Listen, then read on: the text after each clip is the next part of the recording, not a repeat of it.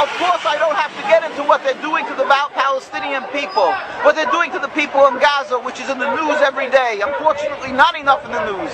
But the people are in a critical state in Gaza. They are dying. They are dying because they cannot get to hospitals. They are dying because they don't have proper medication. They don't have food. They don't have water. They have soiled water. They have water that is contaminated, all because Zionism is conveying a message and portraying itself to the world as some godly force that is simply being threatened by the inhumane people, the Palestinians.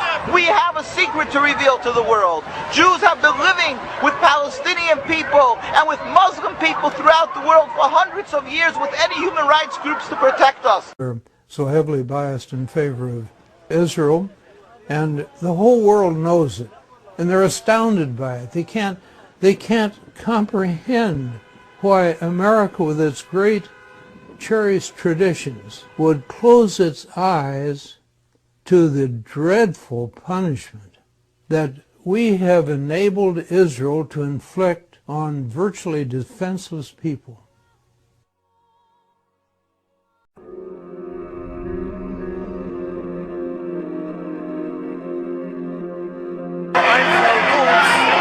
I'm a witness. I know the Arabs are very good, no problem till the Zionist movement starts. My grandmother told me, before the Zionist movement starts, they babysitting each other, the kids.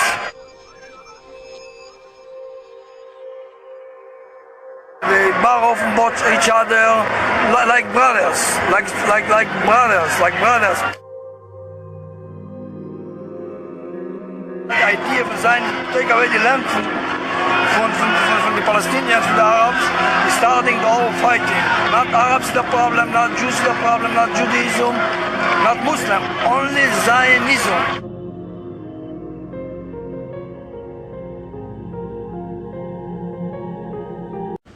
Remember, the next time you hear the lie that Ahmadinejad of Iran threatened to wipe Israel off the map. In fact, he did no such thing. In any case, Iran doesn't have the capability to wipe Israel off the map.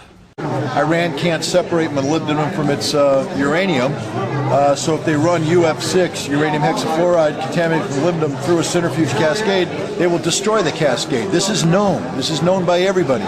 So this is absurd in the extreme to talk about Iran suddenly representing a threat. We know Iran doesn't represent a threat. We know that Iran has no technical capability to enrich on the level that they've talked. They're still very much at the beginning stages of this process, and let me remind everybody that nothing Iran's accused of doing is illegal. They're permitted to do all of this under the Non-Proliferation Treaty, which again represents the absurdity of this whole process, where we're condemning Iran for doing that which is permitted under a treaty which has been signed and entered into force and has UN inspectors on the ground verifying Iranian compliance. So,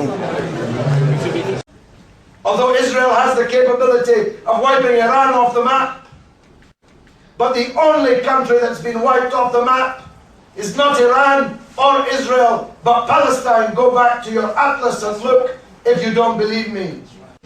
Israel would not be able to afford the cost of their occupation, could not procure the weapons for their occupation, would not be able to sustain this vast enterprise which has lasted so long if it were not carrying out the orders of the United States of America and the other imperialist countries. Every bomb, every bullet, every rocket, every helicopter gunship, every F-16 is paid for by the United States taxpayers, and no one dare raise a voice against it in the United States. The United States has presented itself as a neutral broker between these two parties.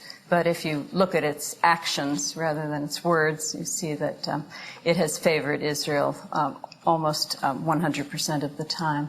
The U.S. has vetoed resolutions many times that would have put a stop to Israel's actions in the territory. In New York, a push by the Palestinians and their supporters to win a UN Security Council resolution calling for an end to the violence was vetoed by the United States. Israel has rejected UN involvement in the conflict, backed by its closest ally, the United States.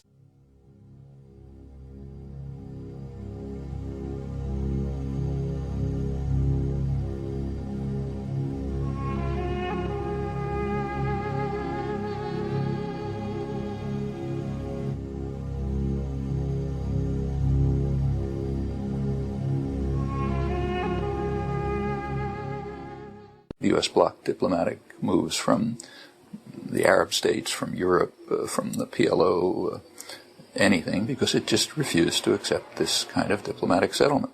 Well, there's a name for that in the United States. It's called the peace process. What it actually is the process by which the United States prevented peace.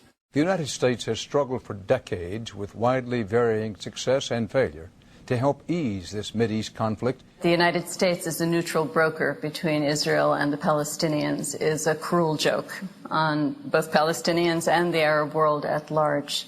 The United States has exercised its veto many, many times in the Security Council, but perhaps worse than that is that it provides billions of dollars of aid to Israel, a lot of it military aid, and a lot of it in the most lethal possible form.